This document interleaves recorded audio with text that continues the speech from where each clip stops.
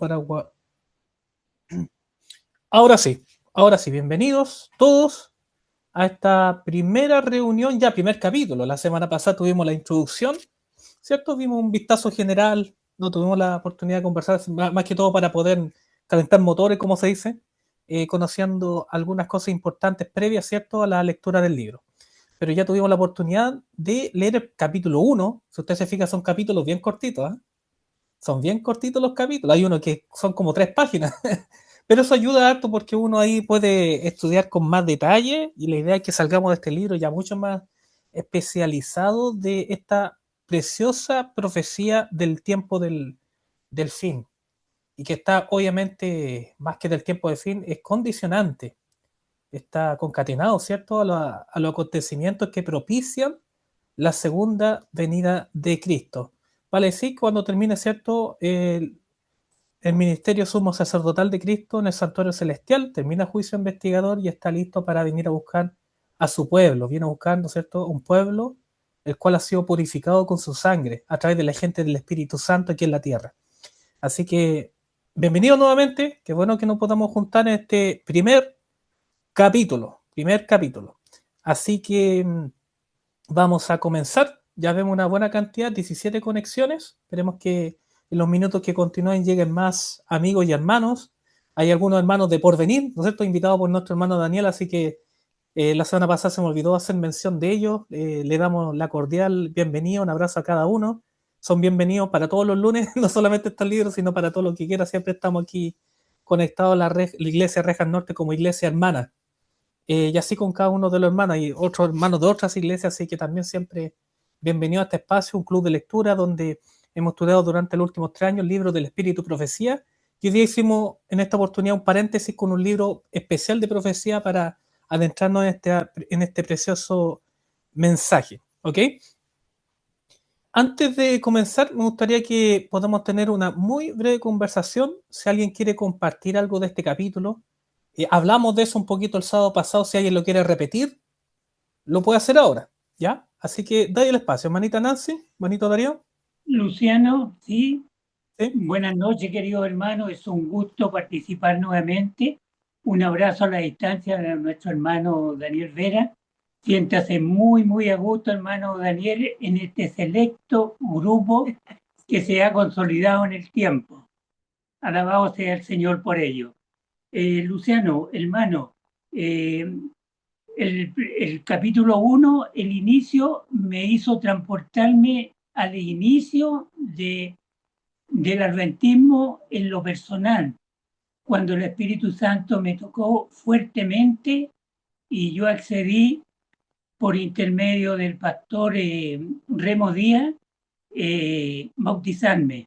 ¿Ya? Me gustó mucho lo que indica el inicio. Permítanme compartirlo con cada uno de ustedes, hermanos. Nunca olvidaré la emoción que sentí cuando salí de las tinieblas del escepticismo, el agnosticismo e incluso espiritualismo y entré en la luz del mensaje de los 3 ángeles. El Señor me levantó del pecado, la muerte, la alienación y el vacío que cubrían una vida alejada de Dios y me condujo no solo al conocimiento de Jesús, sino también al adventismo, a la verdad presente, al más importante movimiento desde la Reforma protestante. Eso quería compartir con usted, hermano. Me, me reversió un poquito la verdad de las cosas. Gracias, hermano. A usted, gracias, hermano. Es justamente la oportunidad que tenemos también de compartir testimonio personal, lo que para usted ha significado ser adventista, aún en otros días. Así que gracias, hermano Darío, por compartir, ¿no es cierto?, y hacer ese alcance de su testimonio personal, que es muy compartido Gracias por por el darme la grupo hermano. oportunidad de poder manifestarme. A ver, muy bien. ¿Alguien más quiere compartir algo de lo que le gustó o también una observación, una pregunta? Puede ser cualquier cosa, con referente a este capítulo, así que siéntase libre para poder hacerlo ahora. Adelante. ¿Alguien más? Yo, hermano, buenas noches Manita nuevamente. Rosita, la escuchamos. Mire, la verdad de las cosas, que en mi testimonio personal nunca le había dado la importancia a esta profecía. Me tengo que reconocer, personal. es una profecía importante. El libro es un libro sencillo, muy fácil de leer. El pastor lo dijo ese día y quedó clarito porque la introducción que hizo está súper buena. La experiencia de un hermano que él buscó esta profecía y la buscó entrando a la iglesia, y otros hermanos que buscamos otras cosas cuando entramos a la iglesia. Queremos saber cómo vamos a ser salvos, eso me pasaba a mí. Y si yo no soy salva, ¿qué tengo que hacer para ser salvo? Esa era mi pregunta cuando yo entré a la iglesia adventista. Entonces, este hermano, es su experiencia personal la que está plasmada en este libro. Es el primer capítulo. Eh, Venimos saliendo de un libro tan importante el que leímos, eh, que como que este lo encontramos demasiado sencillo, no sé si les parece, pero veníamos de un libro maravilloso que Dios hablaba con David, que David no obedecía. Entonces, que yo al menos quedé impregnada con eso y lo encuentro tan sencillo este libro, debe ser eso, pero que estoy aprendiendo con lo del pastor, la introducción, con lo del sábado, y que leí el capítulo, que es una profecía muy importante y donde está la base de nuestra iglesia. Eso, hermano, podría decir. Gracias, hermanita Rosita. Eso de la base de la iglesia o del fundamento o la razón de ser del origen, bueno, el origen profético, mensaje y misión de la iglesia adventista, es algo que vamos justamente a desarrollar el día de hoy, hermanita. ¿Por qué es tan importante esta profecía? No como algo secundario, sino como algo vital de nuestra fe, ¿correcto? Así que gracias, hermanita Rosita. ¿Alguien más? Puede prender su micrófono y escuchamos. ¿Qué le pareció este primer capítulo? Cualquier cosa referente a este primer capítulo también puede ser pregunta. No temas si hay algo que no entendió y usted dice, pucha, es tan fácil que yo no entendí. No, eso no. De repente puede haber más de alguien. Y es bueno que nos retroalimentemos. Pero bueno, podemos seguir la conversación un momentito más. Lo bueno es que ya vemos un buen número, vemos 23 conexiones hasta este momento, así que creo que estamos en condiciones para darle la bienvenida. Usted lo notaron, está Daniel, nuestro amigo Daniel de la iglesia de Porvenir, ancianos de la iglesia de Porvenir. Así que lo invitamos para tener el privilegio de hacernos una presentación de este primer capítulo. Así que le vamos a dar el espacio. Yo le voy a dar aquí el coanfitrión para que pueda presentar. Y ahí está como coanfitrión. Así que siéntete libre, Daniel, de presentar como tú te sientas más cómodo para que nos haga esta parte. Adelante. Perfecto, muchas gracias, Luciano, y un abrazo cariñoso ahí para todos ustedes, hermanitos queridos. Me alegra mucho ver ahí la alta convocatoria que tiene el grupo, envidiable. Nosotros en Porvenir tenemos un grupo también ahí orientado a pilares de la fe. Hemos estado estudiando distintos temas, pero lo que ustedes están haciendo con el club de lectura realmente es muy importante. Así que por eso invité a los mismos miembros de mi grupo para que pudieran participar y unirse también, porque particularmente este libro, eh, con Luciano lo hemos conversado muchísimas veces. Es un libro que consideramos de autora adventista, un libro bien importante, muy útil, y como ustedes mismos lo han visto, de fácil lectura, es muy sencillo. Así que tuve el privilegio, bueno, Luciano me invitó para que tuviera el privilegio de comentar el primer capítulo. Así que, bueno, yo sé que ya hemos orado por eso, pero de todas formas me gustaría orar nuevamente, si me acompañan ahí para poder guiarnos, digamos, en esta conversación.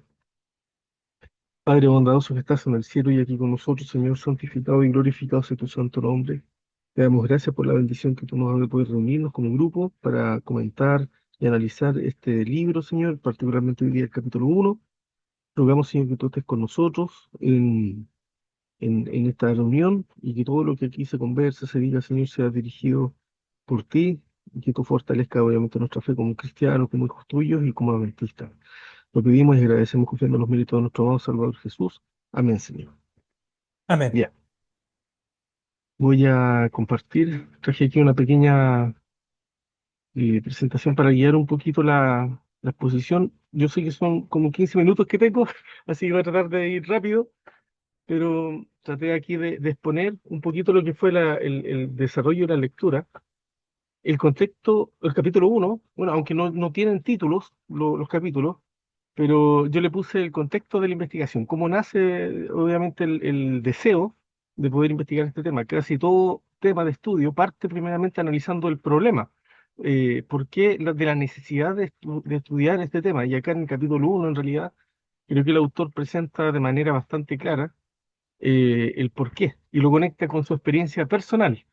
El autor, Clifford Goldstein, aquí hay una foto de su momento de juventud, cuando él, bueno, después de toda una experiencia de vida, digamos, era un judío viviendo en Israel, cuando conoció a Cristo, se convirtió al cristianismo, se hizo adventista y se fue a vivir a Estados Unidos. Y él cuenta dentro de su experiencia, digamos, como el tema del del adventismo, a él lo pilló siendo, se sentía un bebé de pecho, se sentía un bebé muy pequeño en cuanto a muchas cosas, había estudiado las doctrinas, es un hombre muy intelectual, así que cuando se compenetró, estudió, digamos, las doctrinas bíblicas, lo que a él más le apasionó y le gustó fueron las profecías. Yo creo que muchos de nosotros como adventistas nos conectamos con esa experiencia.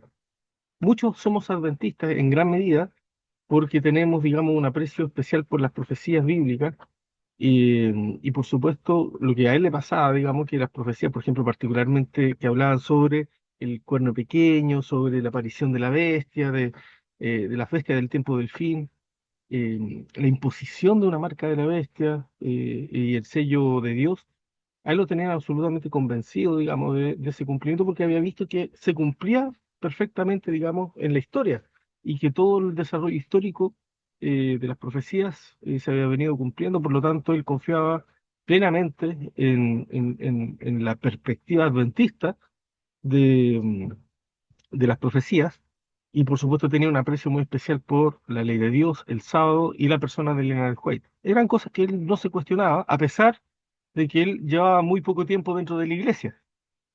Y bueno, aquí hay una foto más actualizada de Clifford Goldstein.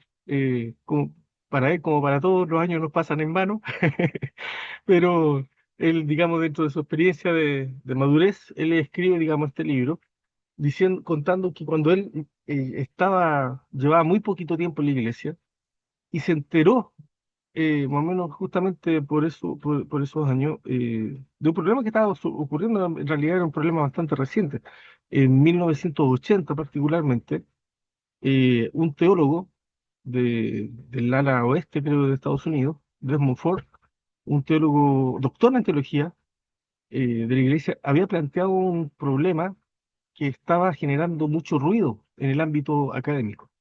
Este teólogo puso en duda la teología adventista del juicio investigador, la idea de que había un santuario en el cielo y que Cristo estaba ministrando en él, y propuso, digamos, ahí que esta teología, una de las ideas de Desmond Ford, que esta teología dependía mayormente de los escritos de la hermana White y que no había un fundamento bíblico real para la existencia del juicio investigador.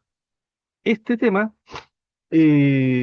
bueno, ahí Goldstein se enteró, digamos, de él de manera forzosa, porque era un tema que se lo encontraba básicamente a toda hora. Era el tema de que lo encontraba, digamos, al desayuno, al almuerzo, a la cena, por donde iba, conversaba con un adventista. Todos los adventistas con los que iba conversando estaban absolutamente revolucionados con este tema. Era algo que a él no se le había planteado como un problema. No era un problema ni una necesidad que él tenía, no era una necesidad intelectual en ese momento para él, pero donde vio que todo el mundo se hacía problema con ese tema, comenzó a ser un problema para él. Y él comenzó a hacer propias las preguntas, eh, digamos, que él tenía. Eh, Voy a adelantar aquí. Bueno, y aquí hay tres preguntas básicamente que yo creo que debiéramos plantearnos porque en el fondo son las preguntas que llevaron a Clifford Goldstein de alguna forma, a reestructurar su fe como adventista. Preguntarse por qué realmente somos adventistas. ¿Qué tan importante es el tema del juicio investigador para nuestra fe? Y él comenzó tristemente también a dudar de sus propias convicciones porque él no se había planteado hasta ese momento alguna duda o inquietud respecto al espíritu de profecía, pero también qué tan importante es Elena de White en nuestra comprensión bíblica. Esas preguntas no nacieron básicamente de él, nacieron del ambiente e influyeron en él. Y esto nos debiera hacer pensar, por supuesto, a nosotros también, ¿qué pasa con nuestra propia experiencia como adventistas? ¿Realmente nosotros sabemos por qué somos adventistas? ¿Entendemos la teología del juicio investigador? Y si no somos capaces de sostener la teología del juicio investigador, quizás de una manera detallada bíblica, por supuesto que hay graves consecuencias y vamos a hablar un poco de eso. Pero, ¿cómo usar el espíritu de profecía? ¿Qué tan importante, Elena de White, también para nuestra comprensión? Son preguntas que debiéramos plantearnos. Ahora, nosotros como cristianos adventistas, tenemos siempre que hacer este esfuerzo de analizar los libros, los materiales, la información, con una mente analítica, analítica en el buen sentido. Nosotros somos llamados a ser pensadores, dice la hermana White, y no meros reflectores de las ideas de otros. La experiencia de Clifford Goldstein se puede asemejar a la experiencia de muchos de ustedes o de nosotros, digamos, ¿no es cierto?, en algunos aspectos. Pero también tenemos que siempre analizar los elementos de la experiencia desde un punto de vista de madurez espiritual con mucho discernimiento, porque no necesariamente vamos a estar de acuerdo quizás en todos los aspectos, pero sí tenemos que estar de acuerdo en lo esencial. Como adventistas tenemos que aprender, ¿cierto?, lo importante y a distinguir lo verdadero de lo que no lo es. Con todo, digamos, Clifford Goldstein tiene algunas conclusiones personales con las que estoy de acuerdo y algunas otras cosas que yo creo que deberíamos analizar. Yo creo personalmente que el tema, como lo plantea Goldstein, es importante desde el punto de vista de las preguntas, que él se plantea en un principio. Estas son las preguntas que le dan forma al libro, ¿ya? Y que son las preguntas que él va a tratar de responder en los demás capítulos. ¿Cómo se demuestra que hay un juicio investigador desde 1844 en base a Daniel 8:14? ¿Cómo se sabe que el principio de día por año es válido y si es válido, por qué aplicarlo a las 2300 tarde y mañana? ¿Cómo se une Daniel 8 con Daniel 9? ¿Por qué no hay una conexión verbal entre la palabra purificado de Daniel 8:14 con la de Levítico 17:16? ¿Cómo se sabe que son 2300 tarde y mañana y no 1150 días? Hebreos parece colocar a Cristo en el segundo departamento del santuario antes de 1844. ¿Por qué algunos creen que Antíoco Epífanes, ¿no es cierto?, es el cuerno pequeño? Y algunos también han llegado a plantear, y él mismo lo incluye acá, ¿cuánto copió Elena de White de otros autores? O sea, preguntas que no solamente atacan la comprensión adventista del juicio investigador, sino, por supuesto, la autoridad de Elena de White, quien ratificó, digamos, o de alguna forma iluminó, ¿no es cierto? Dios le iluminó para mostrar una senda de interpretación en relación a estos textos. Bueno, Goldstein entró en una crisis muy profunda en lo personal que lo hizo, digamos, estudiar, analizar, y él empezó a cuestionar su fe. Yo creo que aquí es donde nosotros debemos hacer un alcance en lo personal, y esto es una reflexión espiritual para todos nosotros. Goldstein de alguna forma permitió que las dudas de otros se transformaran en sus propias dudas. Y nosotros como adventistas tenemos que estar conscientes de que ese es un peligro real. Si nosotros estamos firmes en la fe, debiéramos aprender a ver de qué depende nuestra fe o de qué depende la firmeza de nuestra fe. ¿Cuáles son nuestros puntos de anclaje? Si nuestro mensaje depende de 1844, es verdad. Tenemos que encontrar 1844 con la Biblia. Eso no es, de eso no cabe ninguna duda. Nosotros tenemos que entender que 1844, como cualquiera de otras creencias que tenemos como adventistas, son creencias bíblicas. Tienen que sostenerse con la Biblia, tienen que sostenerse con la Biblia y en la historia, de manera objetiva, clara, y eso es inapelable. Pero aún si 1844 no fuera bíblico, cosa que obviamente es una hipótesis, ¿eso desacredita la verdad del sábado u otras verdades?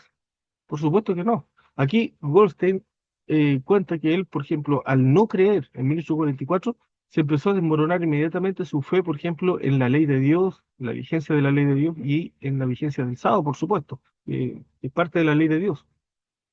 Eso, como cristianos, nosotros no debemos permitir que ocurra. Si nosotros tenemos verdades que están eh, claramente demostradas, que son verdades bíblicas, nosotros tenemos que aprender a ver el todo, ¿no es cierto? Aprender a ver el panorama completo.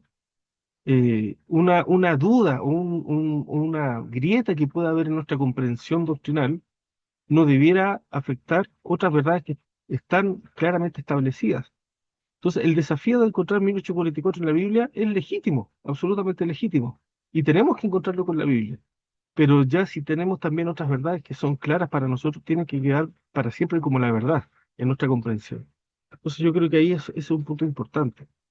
Ahora, Goldstein hizo algo que todo cristiano debe hacer, algo muy importante. No trabajar meramente con sus propios, mediante su propio esfuerzo, usando sus propias capacidades intelectuales. Nosotros tenemos delante una Biblia que es de naturaleza espiritual. La Biblia dice, ¿no es cierto? 1 Corintios 2:14, el apóstol Pablo dice que el hombre natural no comprende las cosas que son del Espíritu de Dios porque se han de discernir espiritualmente, ¿cierto? Solamente al hombre natural le parece locura y mucha gente, por muy intelectual que sea, considera la Biblia como una locura. ¿Por qué? Porque las cosas espirituales se disciernen espiritualmente. Santiago 1:5 dice que si cualquiera de nosotros tiene falta de sabiduría, tiene que pedirle a quién, a Dios, a Dios. Y Dios la da abundantemente y sin reproche, de manera absolutamente generosa. Entonces, el ser humano tiene que humillarse, tiene que pedir ayuda a Dios. Y aquí Goldstein hizo algo importante que aquí destacamos. En la página 9 dice, oré y estudié profundamente la Biblia. Busqué una comprensión de la verdad porque sabía que el destino de mi vida y posiblemente el de mi vida eterna estaban en juego. Yo creo que esto es muy importante para cada uno de nosotros. Tenemos que pasar por esa misma experiencia. Es la experiencia por la que pasaron los discípulos, ¿cierto? En la iglesia primitiva, buscando la presencia del Espíritu Santo, y el Señor respondió. Ellos estaban unánimes en oración, pasaron orando porque estaban reclamando la promesa de Dios, y Dios responde a eso. Pero ellos estaban buscando esa presencia. Y los pioneros adventistas, ellos ante el chasco, ante la dificultad que tuvieron para entender la profecía en su momento, lo primero que hicieron los verdaderos, ¿no es cierto?, un genuino cristiano, ¿qué hace? Orar, orar, orar y orar y pedir con humildad, ¿cierto?, que el Señor revele la verdad. Así Dios responde. Y acá, como él comenta, y no usé Elena de White, terminé unas pocas semanas y una de sus primeras conclusiones no fue con respecto solamente al, al, al espíritu de profecía, sino especialmente, ¿no es cierto?, que si usted usa, acá dice, solo el Antiguo Testamento tendrá tanta evidencia para un juicio investigador desde 1844 como para probar que Jesús Nazaret es el Mesías. Y este es un punto que a nosotros obviamente nos da una sensación de confianza, y por supuesto que las conclusiones a las que él llegó son las conclusiones a las que espero que cada uno de nosotros llegue también después de estudiar la evidencia.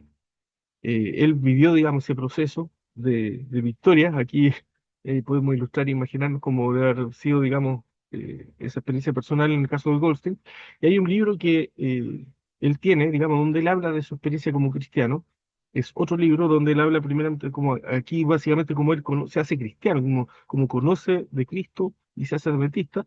Y este libro podríamos decir que en parte es como el segunda es un segundo libro autobiográfico, porque básicamente lo que él describe en 1844, Hecho Simple, es como la continuación, es su reencuentro con el adventismo. Más allá de lo que él le enseñaron de la Biblia para convertirse, digamos, al cristianismo adventista, en este libro él cuenta que en 1844, Hecho Simple, digamos, que él se reencuentra con el adventismo porque él comienza a vivir el adventismo de una nueva manera. La enseñanza de 1844, para él y para nosotros, prueba más allá de cualquier duda que la Iglesia Adventista del Séptimo Día es la iglesia remanente de la profecía bíblica y que nuestro mensaje es verdad presente. Y así como ustedes lo han visto, ustedes vieron, digamos, en su experiencia, yo creo que muchos se conectaron y se identificaron con Goldstein. Yo creo que a mí también. Me pasó y lo comento también. Para mí el entendimiento del juicio investigador, y poder probarlo y poder hacer un estudio al respecto, yo creo que es vital. Y como él comenta, si nosotros no vemos la importancia de este tema, tarde o temprano lo vamos a ver, porque este tema es de tal naturaleza que su falta de comprensión es lo que probablemente va a llevar al zarandeo también a muchos adventistas. Y lo ha hecho ya en gran medida. El mismo Desmond Ford, siendo un gran teólogo, lamentablemente terminó fuera de la iglesia y arrastró con él a mucha gente. Y cuando uno examina los argumentos de Desmond Ford, realmente uno no puede entender cómo la gente pudo pasar por alto cosas tan evidentes como las que vamos a ver, obviamente, dentro de este libro. El juicio investigador es doctrina distintiva del adventismo y es una doctrina que evidentemente eh, nos separa o nos constituye en un pueblo separado. No hay ninguna iglesia cristiana que tenga esta doctrina. No es como para jactarnos, sino para entender la naturaleza de la luz que Dios nos ha dado a nuestro pueblo. Hay otras iglesias que guardan el sábado, otras iglesias creen también en la no inmortalidad del hombre, ¿cierto? Como lo creemos los adventistas. Hay otras iglesias con las que compartimos muchas otras creencias y doctrinas, pero la creencia de que hay un juicio investigador en el cielo, que Cristo está ministrando en el lugar santísimo, haciendo una obra de intercesión, de mediación por los pecados de su pueblo, desde 1844 en adelante, la única iglesia que cree eso es la iglesia adventista. Por lo tanto, todo nuestro llamado, nuestro propósito, misión profética, depende de que comprendamos esta doctrina. La premisa de Goldstein es que si usted no está fundamentado en la doctrina de 1844, si no tiene por lo menos un entendimiento rudimentario de esta enseñanza, entonces no está preparado para las pruebas y el zarandeo que vienen.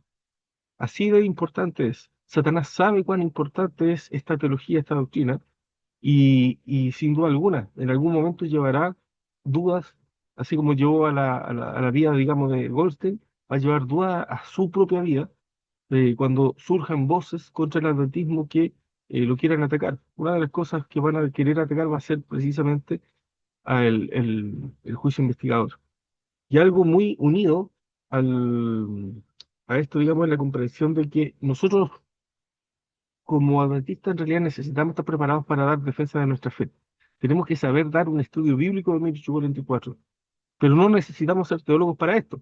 Lo que sí necesitamos es conocimiento y un conocimiento esencial que está a nuestro alcance. Por eso, como dice acá, usted no necesita ser teólogo, pero el pueblo sí perecerá por falta de conocimiento. Está haciendo alusión, ¿cierto?, a la profecía de Oseas 4:6. Y con toda esta verdad a nuestro alcance no tendremos excusa por no entenderla. La pregunta es, ¿está la luz respecto a este tema a nuestro alcance? Por supuesto que sí. Hay libros como este que son muy sencillos, muy fáciles de poder estudiar, de entender, y que lamentablemente nuestro pueblo no está poniendo atención. Me alegro mucho de que exista este club, exista este grupo, que podamos estudiar esta profecía con detenimiento, porque en realidad de esta profecía depende de que nosotros podamos fortalecer nuestra fe, nuestra identidad y podamos ver cosas que quizás hasta ahora como adventistas no hemos visto. Eh, hay hay una gran verdad que también está vinculada, digamos, a este tema de la comprensión profética que nosotros tenemos como pueblo, y es la dependencia del espíritu de profecía. Es verdad, como dice Goldstein, que nosotros debiéramos ser capaces de sostener 1844 con la Biblia, de manera clara y contundente. Y de hecho, hay una cita que yo creo que más de alguna vez ustedes habrán visto y yo también trato de poner muchas veces, que es lo que dice Goldstein en la página 14. Dice, algunos argumentan que ella, Elena de White, no fue una teóloga y por lo tanto no es buena para la teología. Supongo que en el sentido clásico de la palabra, ella no fue una teóloga, fue una profetisa. Y yo siempre tomaría la palabra de un profeta por encima de cualquier teólogo. Cuando nosotros miremos y estudiamos la profecía, lo mismo que le pasó a Goldstein, Goldstein dice que después de estudiar con la Biblia el tema de 1844, se convenció aún más, volvió a convencerse, a reencantarse, digamos, con el espíritu de profecía y dice que de ahí en adelante nunca más volvió a dudar de ella. Esperemos que sea así y esperemos que sea así también en la experiencia nuestra. Pero lo importante es que nosotros tenemos el espíritu de profecía también, y eso es importante destacarlo, como una ayuda precisamente para estudiar lo que Dios mismo ha revelado a sus siervos los profetas. ¿Qué mejor que un profeta interpreta a otro profeta? Si la hermana White es profeta, si ella realmente fue llamada por Dios como profetisa, ¿cierto? ¿Qué mejor para nosotros que tener una guía inspirada? Y esa es la expresión que usa la iglesia adventista en la actualidad para referirse a Ellen White. Es una guía inspirada para entender las escrituras. Nosotros no debiéramos alcanzar la comprensión de la Biblia prescindiendo de herramientas que Dios ha puesto a nuestro alcance. Si Dios puso a la Elena de White como una luz de apoyo, nosotros no tenemos por qué prescindir de ella. Tenemos el deber como cristianos adventistas de poder usarla. No es solamente una posibilidad, una oportunidad, sino que es un deber como cristianos adventistas de poder usarla, porque es precisamente ese es el rol que ella viene a cumplir. Es un rol inspirado, es una guía inspirada para poder entender de mejor manera la escritura.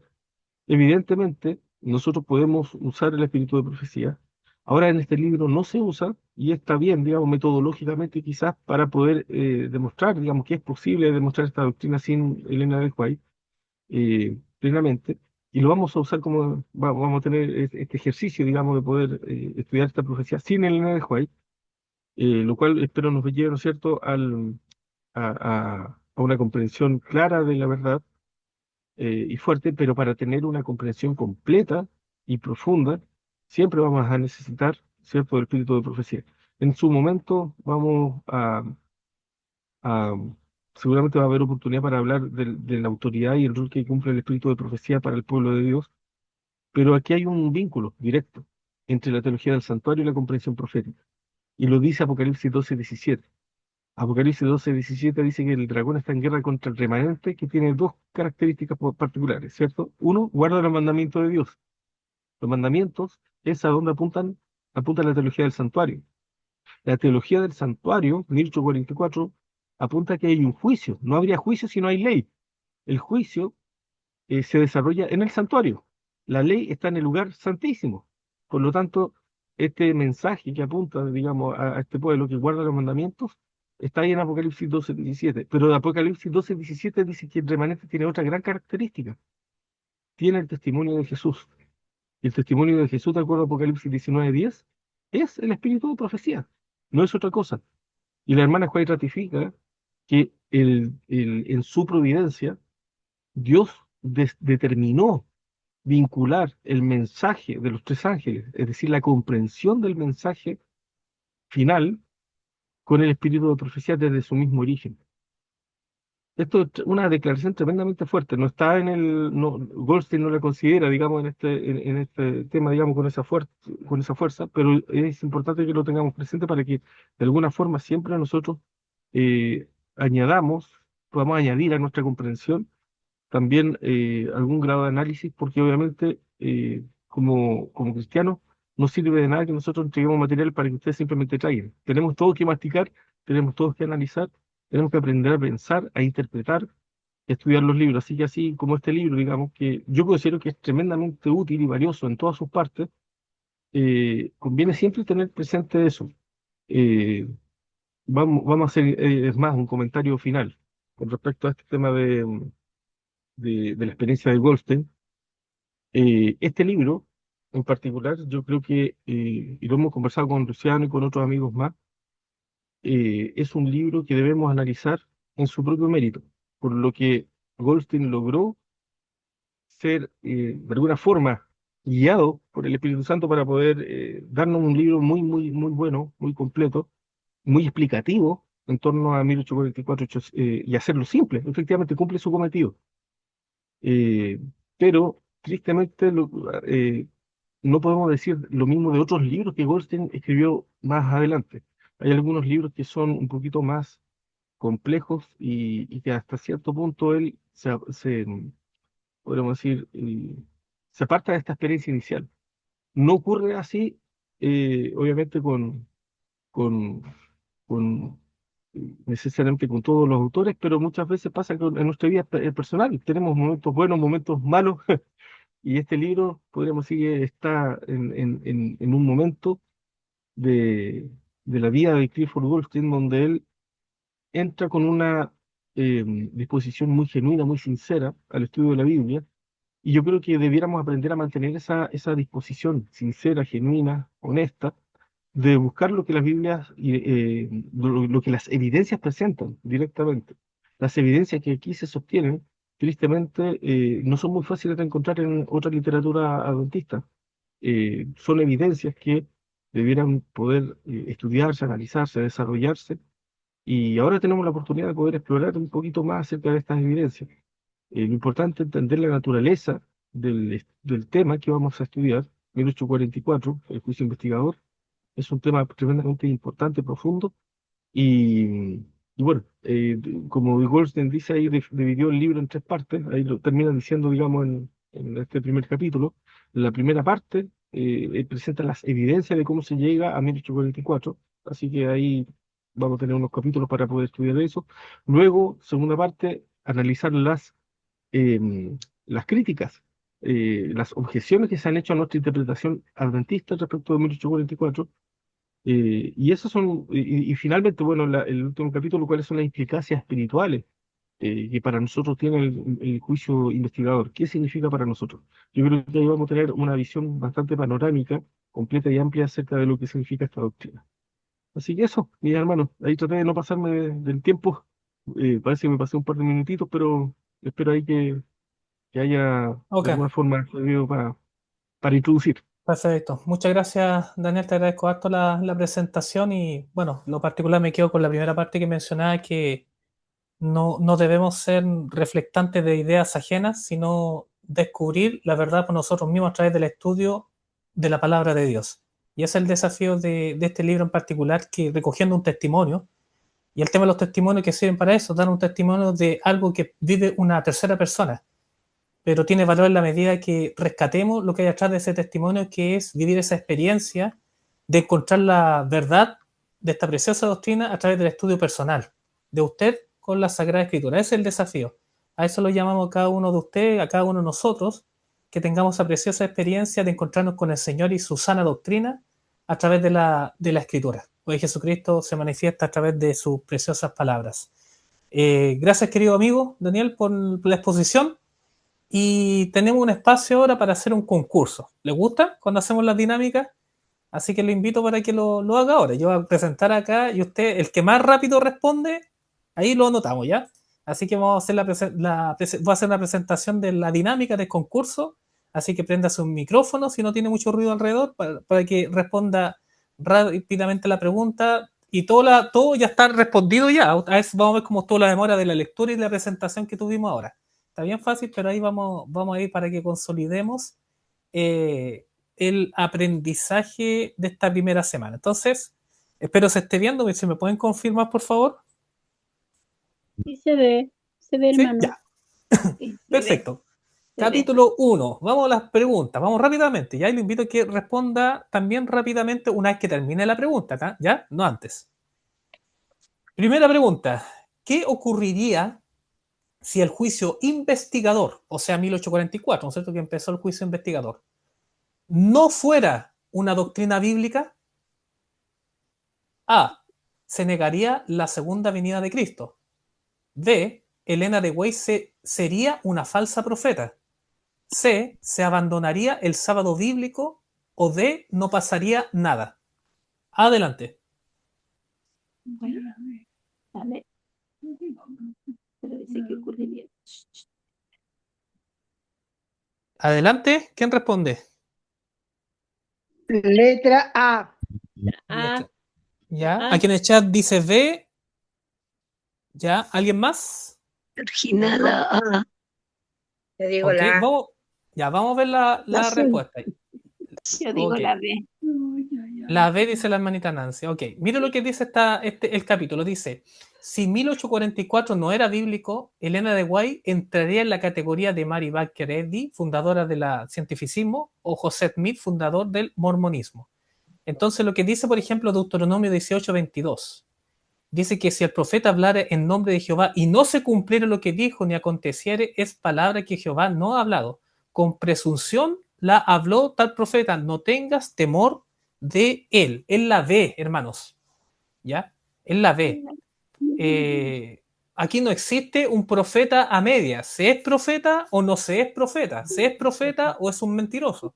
No hay dos opciones. Y quien sostuvo esto y trajo confirmación del cielo, inspirada de que esta doctrina era bíblica, ¿cierto? La desarrollaron hermanos, los pioneros, ¿cierto? Y ella confirmó, ¿cierto? Por aprobación del cielo de que esta es una doctrina bíblica, ¿no es cierto? De 1844, ya recibió lo al respecto, después del chasco. Elena White en su calidad de profeta, profetiza. Entonces, Y esto es importante mencionar que el libro hace mención justamente de eso. Por eso se ocupa solo la Biblia para demostrar que Elena de White sí es profeta. Por eso se ocupa, ¿no es cierto?, solamente la Biblia para demostrar justamente eso, para no hacer la falacia de la referencia circular y demostrar, ¿no es cierto?, bíblicamente de que justamente Elena de White sí es una profeta del Señor, por cuanto a las visiones y las confirmaciones del cielo que ella recibió para darlo al pueblo. Entonces, esa es la implicancia, entonces más fuerte de lo que creemos. No es que si el juicio del investigador no es correcto, 1844 no es correcto, aquí no pasa nada. No es así porque lo es, ya pues confirma, entre otras cosas, el ministerio profético de Elena de White. Segundo, ¿cuál es el criterio que se indica para evaluar si la doctrina de 1844 es cierta? Según este libro, ¿cierto? Según este capítulo, ¿cuál es el criterio que se indica para evaluar si la doctrina de 1844 es cierta? Letra A. ¿Cuál es el criterio? Con la tradición de la iglesia adventista. B. Con el consenso de los teólogos adventistas. C. Con la experiencia y sentir personal. O D. Con la evidencia bíblica. Adelante. La D, Sí. Esther, D. D. La D. Margarita D también. Bueno, felicitaciones a todos porque esa es justamente la idea y la invitación de toda enseñanza, ¿cierto?, de fe y de práctica, ¿no es cierto? Que todo esté sujetado en la palabra de Dios. Este capítulo dice el testimonio que le entrega, ¿cierto? Así que oré y estudié profundamente la Biblia, busqué una comprensión de la verdad porque sabía que el destino de mi vida y posiblemente incluso el de mi vida eterna estaba en juego. Como dice la palabra en Isaías 8:20, ¿cierto? Probablemente todos lo saben de memoria. A la ley y al testimonio. Si no dijere conforme a esto, es porque no les ha amanecido. Amén, ¿cierto? Esto es algo que nosotros tenemos que tenerse ya esta indicación bíblica. Todo tiene que probarse por la palabra del Señor. No por la tradición, por la filosofía, por el consenso de los teólogos, ¿no es cierto? O la experiencia, o la experiencia personal. Si yo tuve una mala experiencia, significa que es malo, si es buena experiencia. No, eso no es un termómetro para medir la verdad. La única regla autorizada es la Biblia. Entonces, la letra D. Felicitaciones. Siguiente. ¿Qué comparación utiliza el autor para describir la fuerza de la evidencia bíblica que hay atrás de 1844? Daniel. ¿Qué comparación usa? A. Por favor, le invito para que no respondamos antes de tiempo. La idea es que podamos ver lo que está, las opciones. ¿Qué comparación utiliza? ¿Con qué otra cosa lo compara? ¿Con la creación? B. ¿Con la resurrección de Cristo? C. ¿Con el éxodo de Israel? O D. ¿Con el mesianismo de Cristo? ¿O la evidencia de que Cristo es el Mesías? ¿Qué comparación utiliza el autor en este libro? Que hay tanta evidencia como es. Adelante. La C. La D. ¿Ya? ¿Alguien más? En el chat dice la D también, Mauricio D también, Sergio D. ¿Alguien más?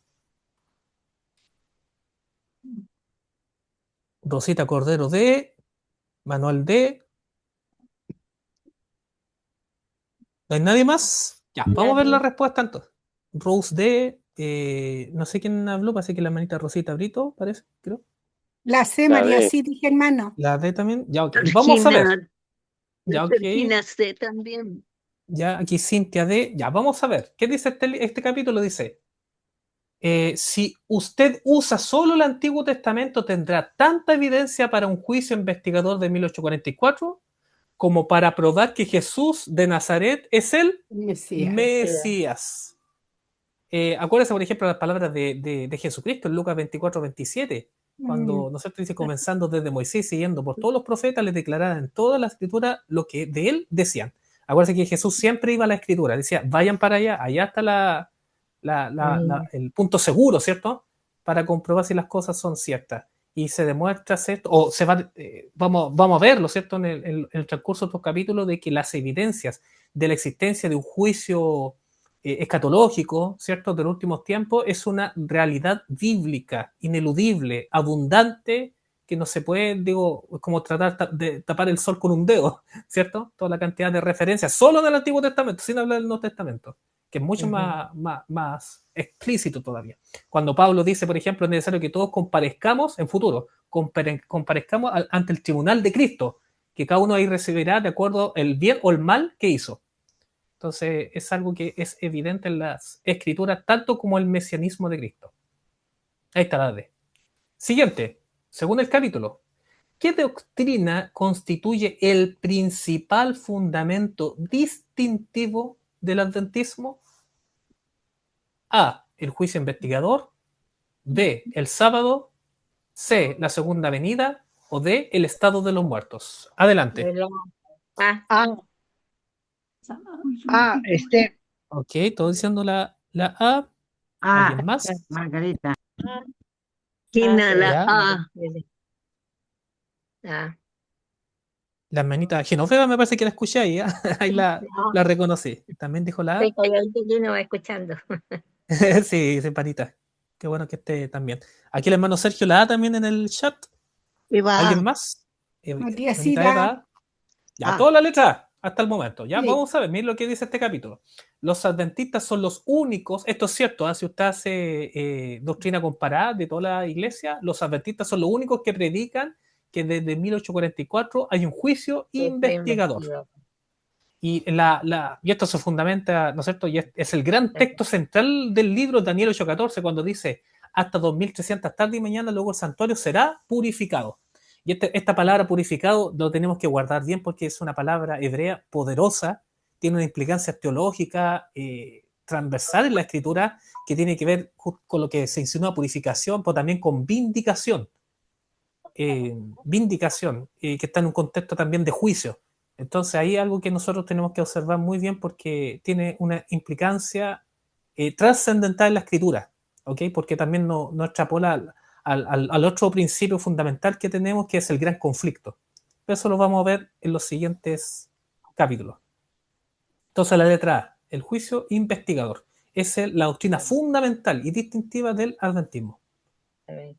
Siguiente, ¿cuál de las siguientes afirmaciones resume mejor la tesis del capítulo? ¿Cuál de las siguientes afirmaciones resume mejor la tesis del capítulo? Letra A. 1844 es una doctrina secundaria y opcional dentro del adventismo. B. Elena de White es el único fundamento de la doctrina de 1844. C. La salvación depende de memorizar fechas y eventos en torno a 1844. Y D. La validez de 1844 sostiene la misión, identidad y origen profético de la Iglesia Adventista. Adelante. Creo que es la D. Eva D. Ok, D. Margarita D. D. Sí, de Nancy. Georgina D. Ok. Entonces, todo hasta el momento D en el chat también. Ok. Veo todos diciendo y escuchando D también en el chat. Amén, Ok. hermano, también es. Sí. Ya, veamos lo que dice este libro. Dice, la enseñanza de 1844 prueba más allá de cualquier duda que la iglesia adventista del séptimo día es la iglesia remanente de la profecía bíblica. Esto es muy importante mencionarlo. De hecho, la segunda implicancia es que si esta profecía es falsa, nosotros perdemos razón. La iglesia adventista no se convertiría sino en una iglesia o secta pseudo-cristiana que sostiene una doctrina falsa. Entonces, no hay un punto medio en decir yo soy adventista, pero tampoco creo en 1844. Por ejemplo, eso sería una contradicción lógica, ¿ya? No tendría sentido sostener algo así. ¿Por qué? La doctrina es cierta y la iglesia se sostiene en la sana doctrina, o si no, no se sostiene en la sana doctrina, por lo cual no sería la iglesia de Cristo, ¿ya? Y en particular, ¿cierto? No sería el remanente de la profecía bíblica. Y esto porque la iglesia adventista está profetizada. Nosotros conocemos la profecía de Apocalipsis capítulo 10, que en su versículo 11 nos hace este llamado, ¿cierto? Después del chasco, que dice, es necesario que profetices otra vez sobre muchos pueblos, naciones, lenguas y reyes. Entonces, si uno estudia Apocalipsis 10, vamos a encontrarnos con esa referencia directa que Dios, ¿no es cierto?, iba a levantar un pueblo en los últimos tiempos para llevar la verdad presente, y que también se identifica como la séptima iglesia, que es de la Odisea. Pero es un tema también que necesitamos revisar. Y Entonces la también letra D. porque tiene la doctrina del santuario, la iglesia adventista. Correcto. De eso justamente trata 1844. Vamos con los verdadero o falso. Usted dirá, ¿verdadero o falso? Vamos. En el libro se sostiene que no tener conocimiento de 1844 no importa para enfrentar las pruebas finales. No tener conocimiento de 1844 no importa, no es importante para enfrentar las pruebas finales. ¿Verdadero o falso? Falso. Georgina. Falso. Falso. Falso, falso. María, sí, falso. Ok, el chat está lleno de falsos también, así que vamos raudamente. Falso, correcto. Dice, si yo hubiera tenido que enfrentar el tiempo de prueba final con mi comprensión superficial de 1844, hubiera sido barrido como una hoja en un tornado. Como dice Efesios 4:14, nunca menospreciemos la doctrina. Dice, para que no seáis niños fluctuantes, llevados por doquier de todo viento de doctrina, por estratagemas de hombres que para engañar emplean con astucia las artimañas del error. ¿Okay? Así que tengamos cuidado de despreciar lo que es la doctrina, la sana doctrina. La Biblia, la palabra está lleno de llamados de atención a cuidar la sana doctrina. Por ejemplo, usted se acordará segunda de Timoteo, capítulo 4, versículo 3, ¿cierto? Que se amontonarán maestros conforme a sus propias concupiscencias y apartarán, ¿no es cierto?, de la verdad, de la sana doctrina. Explícitamente lo dice Pablo, especialmente en los últimos tiempos. Entonces, la doctrina es muy importante. De hecho, los grandes hombres de fe durante toda la historia, ¿por qué murieron? La mayoría, sino toda la mayoría, murieron por la sana doctrina, por sostener una verdad bíblica, ¿no es cierto? Fueron valientes en amor al Señor, ¿no es cierto? En amor al Señor de sostener la sana doctrina. Entonces, no podemos menospreciar así nomás el tema de la doctrina, porque obviamente eso es lo que revela el carácter de Dios, la verdad que Dios quiere revelar a este mundo. Y último, para que vayamos finalizando. Pablo también dice en 1 Corintios que también solamente toman lechecita y no comida sólida, por decir la profecía. Así es. Correcto, hermanita. Muchas gracias por la referencia también. Según el autor, el adventismo puede seguir siendo verdadero aun cuando 1844 sea falso. ¿Verdadero o falso? A ver, según el autor, el adventismo puede seguir siendo verdadero, o sea, el adventismo puede ser una iglesia verdadera, aun cuando su creencia de 1844 sea falso. Falso. Falso. Yo creo que es falso. Falso. El fundamento de la iglesia. Ay, qué frío. Digo, es justamente lo que hemos estado viendo. Esa es la tesis, en realidad. Es un tema de lógica básica, ¿cierto?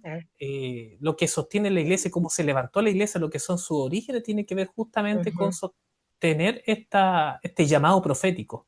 Como dice, como lo plantea, ¿cierto? En términos de hipótesis inicial, y lo que va a demostrarse durante todo el capítulo los capítulos, dice, una de dos.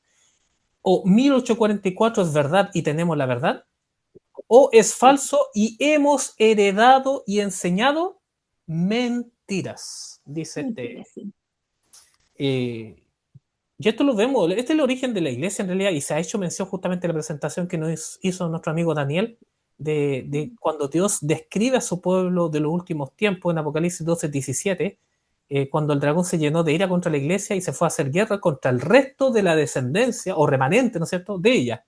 ¿Quiénes son? Los que guardan los mandamientos de Dios y tienen el testimonio de Jesucristo. Y estos dos tienen conexión directa, ¿cierto?, inseparable con la teología del santuario, ¿correcto? Y en particular con la purificación del santuario que comenzó en el año 1844. Así que eso, queridos hermanos, son las 9 en punto. Mire, alcanzamos justito, así que tuvimos una muy bonito comienzo. Así que le damos gracias a cada uno de ustedes, queridos hermanos, que se dio la cita en este momento y tuvimos un entretenido, bonito encuentro el día de hoy y nos vamos a preparar para la próxima semana. Así que lea el segundo capítulo, ojalá lo raye, busque referencia en la Biblia, trate todo siempre estar conectado bien con la palabra de Dios a medida que vaya comprobando estas enseñanzas. Así que nos vamos a despedir ya, ¿ok? Vamos a terminar con una oración y vamos a pedirle a nuestro amigo que fue el presentador de esta oportunidad, Daniel, para que nos dirija la última oración para despedirnos. Padre bondadoso que estás en el cielo y aquí con nosotros, santificado y glorificado sea tu maravilloso nombre. Le damos gracias, mi Dios, infinitas, por la oportunidad que nos diste de poder tener esta reunión, de poder aprender la importancia, Señor, de esta doctrina que es central para nuestra fe, como adventistas. Te agradecemos, Señor, porque tú has podido reunir aquí a una parte importante de tus hijos, Señor, y rogamos una bendición especial para ellos, para sus familias que lo presentan, y la iglesia misma que representa. Rogamos, Señor, que tú te quedes con nosotros, nos acompañes en las jornadas que sigan, estudiando, Señor, este importante tema. Lo pedimos y agradecemos confiando en los méritos de nuestro amado Salvador Jesús. Amén, Señor. Amén. Amén, Señor. Amén. Chao, chao, nos vemos. Descansen. Bendiciones. Muchas bendiciones. Chao, chao para todos.